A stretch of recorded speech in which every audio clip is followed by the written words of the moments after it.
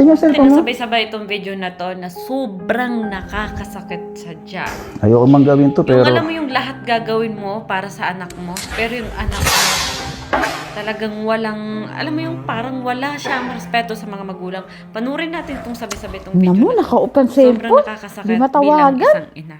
Pagkatong batang to. Naku po, nauna pa yung tatay. Yan, maging aral sana ito sa mga kabataan ngayon. Ano ba sinasabi ko? Guys, pogi this to. Kumain ka na? Baka pwede mo naman sampulan yung panganay mo. Bakit? Eh di mo ba alam? Napapadalas na. Kada darating ka 5 minuto. Tsaka pa lang di siya makakauwi. Asan ba? Eh yun, wala pa nga din eh. Wala pa? Nag-aalala. Alas 10 na, wala pa. Oo, Diyos ko ni. Nahihirapan na talaga ako sa batang yan. Baka pwede mo naman akong tulungan. Nakakauwi naman eh. Okay lang sa'yo? Yan ang sinasabi ko eh. Masyado mo rin kasing ini-spoil eh. Ako lang tong isip ng isip eh. Sasample lang ko. Kung anong gagawin ko ngayon, huwag ka makikialam. Eh basta ikaw lang bahala dyan sa anak mo na yan. Grabe na talaga. Sige. Huwag ka makikialam, ha? Ito gusto mo eh.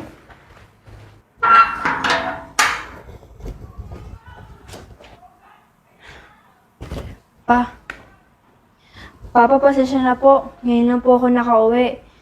Tinapos na po namin yung project po namin. Oh. Okay lang yun. Kuha mo na. Para pagod na pagod ka eh.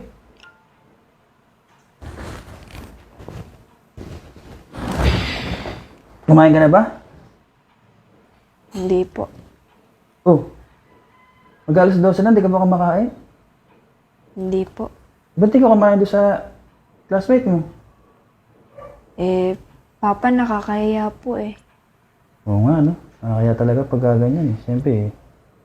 Hindi ka naman kasama sa budget nila para kumain araw-araw. So, ay, naku, Amanda.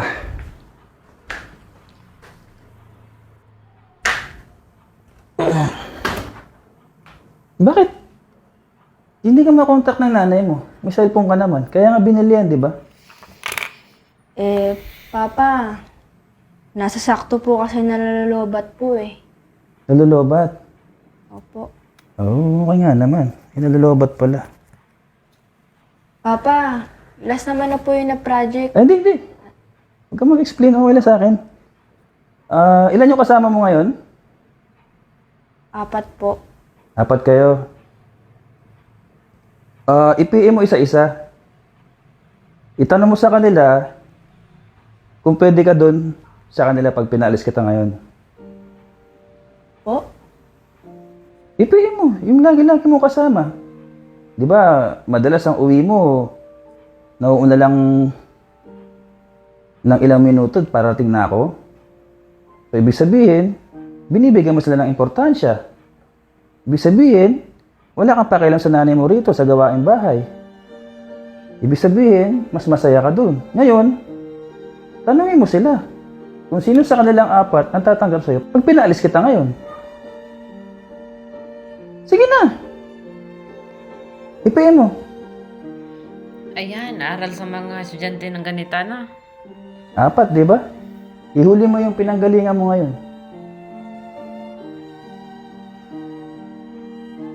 Pa, Oh, ang sabi ni isa? bawal daw po. Magalit daw po yung nanay. Yan yung isa. Bawal. Oh, di ba? Oh, may 3 pa. Huwag ka mawala ng pag-asa. May 3 ka pang ano. Oh, PM mo ulit. Papa, eto naman pong isa. Ayaw daw po nila kasi baka madamay daw po sa problema. Oh, dapat kasi hindi mo sinabi may problema. Ba't sinabi mo kasi may problema? So, dalawa na lang. Oh, sige. Yung dalawa. Baka sakaling yan ang tutulong sa'yo. Papa, yung isa po, sabi niya po, sa iba na lang daw po. Bawal daw po sa kanila. Bakit daw bawal? Papa, nakikitira lang din po sila. Oo nga naman, siyempre. Kung nakikitira ka lang sa isang bahay, tapos magdadagdag ka pa ng palamunin, hindi naman sa inyo yung bahay, eh nakakaya nga naman yun. Eh yung last, yung may bahay, yung pinanggalingan mo ngayon, diyan ka madalas, di ba? Yan yung reason kung bakit ginagabi ka na uwi. Naku, sana tulungan ka niyan. Tagal naman yan. Papa, ito naman pong last. Ayaw po sumagot, Papa. Sin lang po ng sin. Oh, sila ng sim, pero pagka kasiyahan yung usapan nyo, ang bilis nyo magsagutan. Nakita mo, Amanda? Nakita mo yung nagiging reason kung bakit ka nagiging masamang anak sa amin? Dahil sa 4 na yan? Pero ni isa pala, walang tatanggap sa'yo pag pinaalis kita ngayon? Yung 4 na barkada mo na yan, na masayang masaya habang kasama ka, habang yung nanay mo rito, hirap sa gawaing bahay. Na yung 4 na yan, ni isa dyan wala naglaban ng uniforme mong yan. Ni isa sa 4 na yan, wala nag-alala sa'yo. O naglagay ng bimpo sa ulo mo pag may lagnat ka. Puro nanay mo, di ba, Amanda?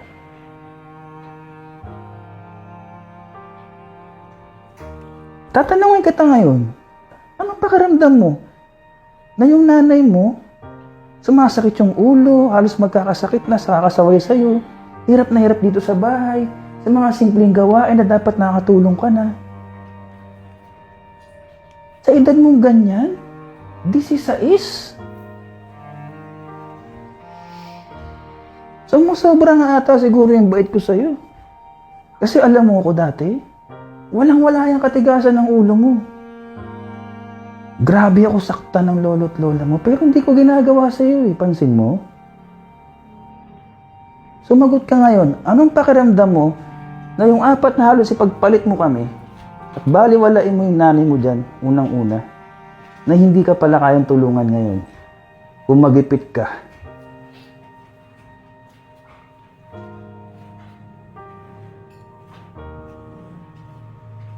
Hindi ko po alam yung masasabi ko po, Papa. Pero, ayaw ko din po kasing umalis dito. Oh! Ayaw mo pala umalis dito. Eh bakit inaabot ka ng alas 12 ng gabi sa kalye? Alas 5 lang ang uwian nyo. Ayaw mo palang umalis dito. Pero pagtapos ng school mo, ayaw mo umuwi dito ng maayos. Ayaw mong umuwi sa oras. Tingnan mo, wala ka pang kain, alas 12 na. Yung nanay mo, nagluluto na ng maaga para pagdating mo galing eskwelahan, may kakainin ka, may kakainin tayo. Ayaw mo palang umalis dito, eh bakit alis ka ng alis? Bakit parang kontrabida sa yung nanay mo? Bakit parang bidang-bida sa yung mga barkada mo?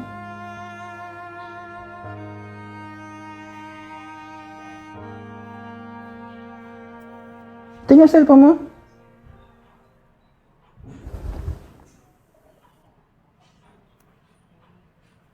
Bago ko ibigay sa ito, kabilin-bilinan ko pa, huwag kang babaguhin. Huwag na huwag kang magpakontrol sa cellphone, yung tipong hindi ka na maaasahan dito. Binigay ko sa ito kasi masipag kang bata. Tumutulong ka sa nanay mo dati. Isang tawag lang, sagot ka agad. Magmula nang dumating to, lahat yun nawala. At ngayon, palala ka ng palala. Alas 12 na ng gabi. Hindi yan uwi. Ha? Ng matinong estudyante.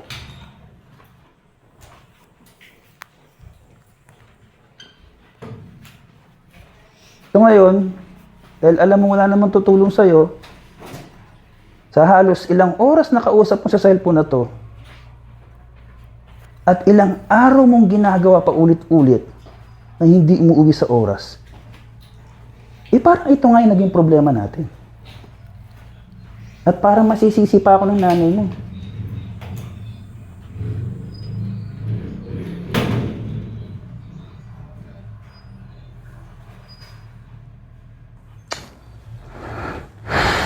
Ayoko mang gawin to pero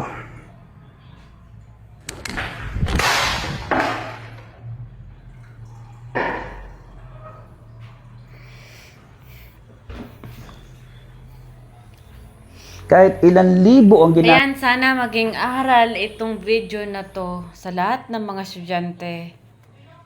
Lalong-lalo na kung pagdating sa cellphone, 'di ba? Kasi mga kabataan ngayon, pag nakahawak ng cellphone, wala silang pakialam kung anong nangyayari na sa paligid. Wala silang pakialam kung anong susuotin nila bukas, anong pakialam nila kung anong kakainin ngayon. Basta sila, barkada, cellphone. Mga langga, pasalamatan nyo ngayon dahil may mga magulang kayo na nag-aalala sa inyo. Marami ngayon mga kabataan, pinapaaral nila ang sarili nila. Naging responsible sila sa sarili nila.